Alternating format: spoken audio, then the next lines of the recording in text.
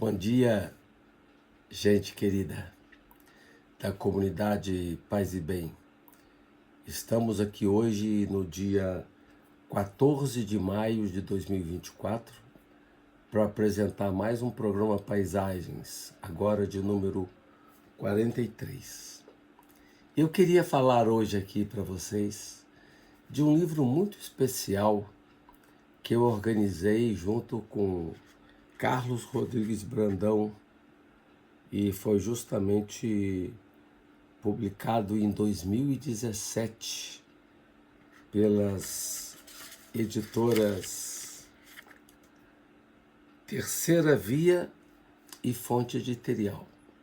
Esse é o livro Em que Creio Eu. Eu organizei esse livro junto com Carlos Rodrigues Brandão. Foi uma experiência muito bonita que nós fizemos juntos e que pudemos entrevistar 64 pessoas que tinham o desafio de falar em 2 páginas sobre essa única questão, em que creio eu.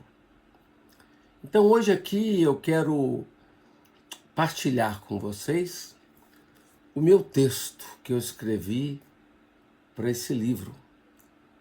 E eventualmente em outros programas eu posso fazer menção a outros depoimentos que estão presentes neste livro.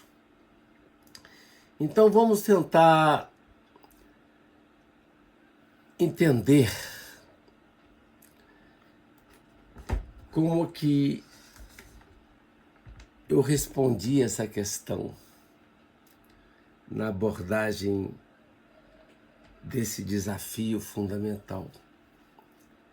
Em que creio eu? Eu comecei o meu texto citando uma passagem do Rilke, das Elegias de Duino, número 7, onde ele diz: estar aqui é esplendor. Esse talvez seja o meu mantra mais importante no tempo atual, de celebrar esse momento de vida singular, esse instante que marca a minha trajetória. Em primeiro lugar, me apresentando, eu sou mineiro das Minas Gerais, nascido na cidade de Juiz de Fora, entre as montanhas, numa família que marcou sua cadência pela presença do religioso. Tanto meu pai como minha mãe foram pessoas muito religiosas e irradiaram essa presença na vida dos seus 15 filhos. E eu estou mais ou menos situado no meio deles. Sinos, velas, incensos, imagens faziam parte das histórias da minha família, da minha infância, da minha juventude. E foi nesse ambiente religioso que cresci, numa cidade que tinha o ritmo da tradição, uma cidade que tinha a presença de algumas importantes congregações religiosas, entre as quais os dominicanos, os redentoristas, as beneditinas, as carmelitas, os jesuítas. Minha crença foi se tecendo embalada pelo exemplo familiar e pelas presenças que fui encontrando pelo caminho, dentre elas algumas singulares. A nossa vida é também demarcada por presenças que entram na nossa vida e que apontam horizontes. Recordo-me, por exemplo,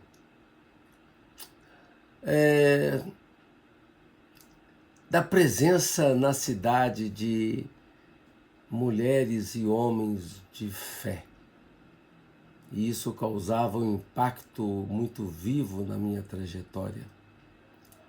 Ocorre que acabei fazendo opção pelas ciências da religião e pela teologia, também pela filosofia, num tempo que tinha as marcas da teologia da libertação, que desde aquela época movia o meu interesse eram valores fundamentais, como a justiça, a fraternidade, a hospitalidade, a generosidade e a solidariedade. Vi ao meu redor a presença de comunidades de fé que buscavam encarnar esses valores e tudo aquilo, esse meu contato na vida familiar, tudo aquilo aquecia o meu coração. Mesmo tentado assumir uma caminhada de agente pastoral, que tentei ali junto à Diocese de Goiás, na época do bispo Dom Tomás Balduino, resolvi, não solitariamente, seguir um rumo um pouco diferente, voltado para a pesquisa e para o ensino universitário. Foram anos de formação teológica, iniciados em Juiz de Fora, em 1977, com continuidade no Rio de Janeiro, a partir de 1978. Em Juiz de Fora a formação não foi 77 foi a formação. O início da minha formação em Juiz de Fora na universidade foi em 1974. Em 78 eu fui para a PUC do Rio, onde eu fiz meu mestrado, orientado por João Batista Libânio, e depois, quando terminei, em 83, naquele tempo o mestrado durava mais tempo, aí eu fui para Roma, onde fiquei até 2006. 2006. Tenho que reconhecer que minha experiência de fé foi sempre muito pontuada pela dúvida e pela interrogação. Tinha dificuldades em acolher perspectivas teológicas ou doutrinas vigentes que entendiam a fé como um depósito enclausurado, rígido, intocável. Consegui sobreviver aos ventos romanos, gregorianos, e muita gente não consegue, sem me deixar abalar pelas inclinações dogmáticas. Com as artimanhas latino-americanas, busquei seguir pistas teológicas que me ajudassem a trilhar um caminho alternativo, em melhor sintonia com o horizonte de abertura que alimentava minhas expectativas. Roma vivia um período muito rico de diversidade, com a presença também do Partido Comunista Italiano, na época do Berlinguer, Enrico Berlinguer, e eu me deixava também tocar por essas reflexões. E confesso que dei muita sorte, pois encontrei tanto no Rio, na PUC, como em Roma, na Gregoriana, um espaço de acolhida e de incentivo para a perspectiva que almejava.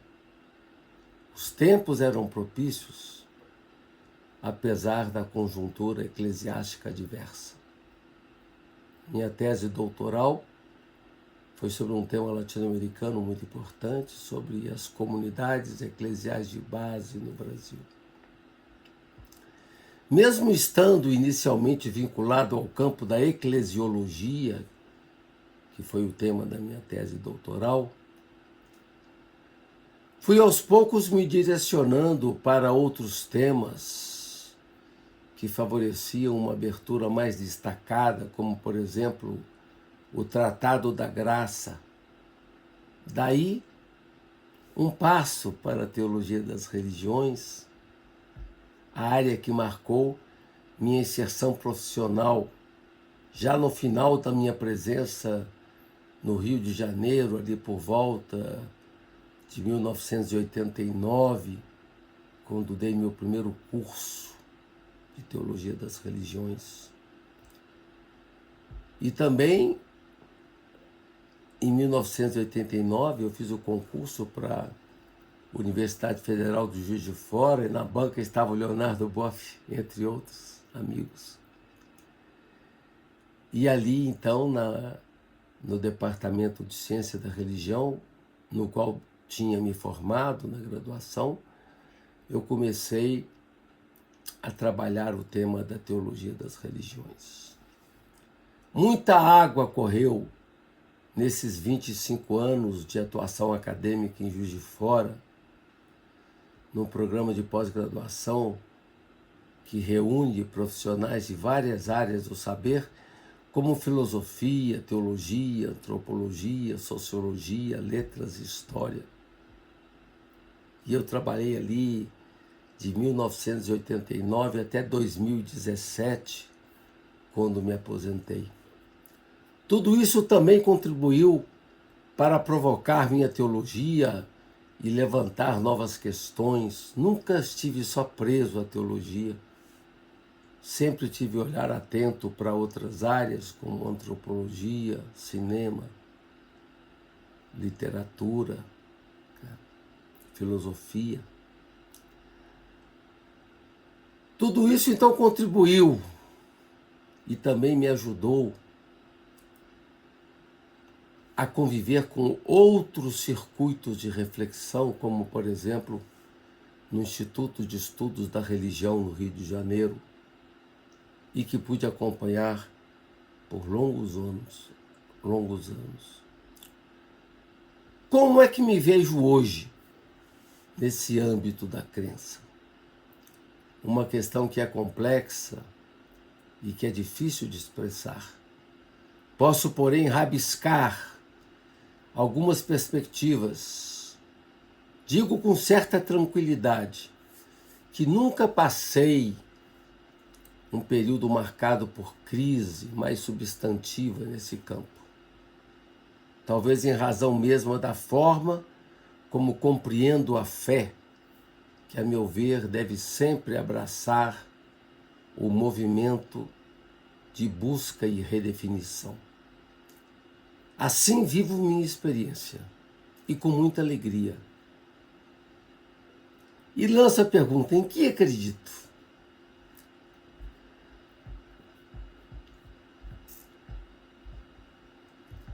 Em que será que eu posso falar que acredito, né? Essa é uma questão complexa que envolveu minhas reflexões com Carlos Brandão e que se expressou em tantos lindos depoimentos nesse nosso livro de 2017. Então, em que acredito? Um dos meus guias é Guimarães Rosa, que por meio do jagunço Tatarana, Riobaldo, no Grande Sertão Veredas, expressa um pouco o que sinto. Diz ele, cito: natureza da gente não cabe em nenhuma certeza. As coisas, assim a gente mesmo não pega nem abarca. As coisas cabem no brilho da noite, aragem do sagrado, absolutas estrelas. Continuo firme a acreditar na beleza do sentido, na dinâmica dos valores, na presença palpitante do mistério que a cada dia vejo acontecer e brilhar por todo canto. Não só entre os seres humanos, mas em todas as coisas, na natureza, nas montanhas, nos rios, nos seres vivos, nos seres inanimados. Nossa grande tarefa não consiste em responder o enigma do mundo, mas simplesmente aprender a viver no tempo, adentrando-se nas suas entranhas. Em linda oração ao tempo, Caetano Veloso sublinha que ele, um dos deuses do tempo, é um dos deuses mais lindos e que nossa tarefa fundamental é entrar em acordo com o tempo. A eternidade não é um para além da história, mas a eternidade é a vivência do tempo na sua integridade profunda, aqui e agora. É no aqui e no agora que se abre a possibilidade da nossa realização fundamental. Como canta Gilberto Gil, o mistério sempre há de pintar por aí. Quer dizer, o nosso lugar no mundo é aqui. Em razão de minha substantiva inserção no campo do diálogo das religiões, e que depois se ampliou no diálogo das espiritualidades, e que depois se ampliou no diálogo interconvicções, e que depois se ampliou no diálogo interespécies. Assim como o meu carinho com a mística comparada das religiões, sinto-me livre nessa pesquisa para poder lidar com tranquilidade com essa presença gratuita do mistério e viver com alegria um instante. E, sobretudo, estar muito alerta para captar o canto das coisas. Já dizia Simone Weil, que tanto estudei, a atenção é a forma mais rara e mais pura da generosidade. Busco assumir isso como essencial na minha caminhada no momento atual. Estar presente no tempo e manter aceso todos os sentidos para captar com respeito a pluralidade dos caminhos que levam ao enigma maior. Daí, insistir com tanta frequência no valor sagrado da diversidade. Como diz o Papa Francisco, a diversidade é bela. De me dedicar com atenção à abertura do pluralismo de princípio como um dom rico e gratuito. E acrescento ainda algo mais. O encontro com o diferente me faz perceber dimensões do mistério que escapam à minha visada. O diálogo firma-se assim como essencial para mim, na medida em que me leva a descobrir facetas inusitadas e novidadeiras. Como dizia Jacques Dupouy, o meu supervisor no pós-doutorado na Gregoriana, em razão do diálogo, os cristãos encontram a linda oportunidade de descobrir com maior profundidade dimensões do mistério que escapam ao ocular cristão. Nesse sentido, ser cristão hoje significa ser interreligioso, mas também ser interrelacional. E assim me coloco, nesse momento atual, como alguém que se sente domiciliado na tradição cristã, com tranquilidade e liberdade para lidar com o mundo da diferença. Em linha de sintonia com o buscador jesuíta, que hoje encontra-se desaparecido na Síria, o jesuíta Paulo Dall'Oglio, é em razão de minha tranquilidade na fé em Jesus Cristo e não por uma dúvida a seu respeito, que vejo com alegria esse horizonte dialogal. Em nenhum momento eu tenho dificuldade com essa minha fé. Ela que me irriga e que me alegra. Torna-se para mim cada vez mais essencial viver essa abertura em respeito ao sagrado destino espiritual de cada ser humano, no respeito profundo a esse mistério da caminhada pessoal de cada um. Um destino que pode envolver a escolha religiosa, mas que pode igualmente ocorrer em caminhos não religiosos, igualmente importantes, pontuados pelo exercício de qualidades espirituais fundamentais. E dentre essas qualidades, o amor radical para com o próximo. Como lembrou o grande arquiteto da teologia católica, o teólogo alemão Karl Rahner, na experiência desse amor já acontece implicitamente toda a relação salvífica do homem com Deus e com Jesus Cristo. Dizia também a grande mística Teresa de Ávila, nas suas moradas, que quanto mais avançamos no amor ao próximo, tanto mais próximos estamos do amor a Deus. Nós, no cristianismo, temos a alegria de contar com uma presença que fascina, que é Jesus de Nazaré. Alguém que nos transmite uma força interior impressionante.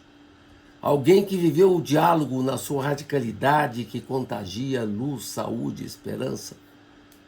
Como sublinhou José Antônio Pagola, um grande teólogo espanhol, Jesus é um exemplo que não se restringe ao mundo dos cristãos, mas um exemplo que constitui um patrimônio da humanidade.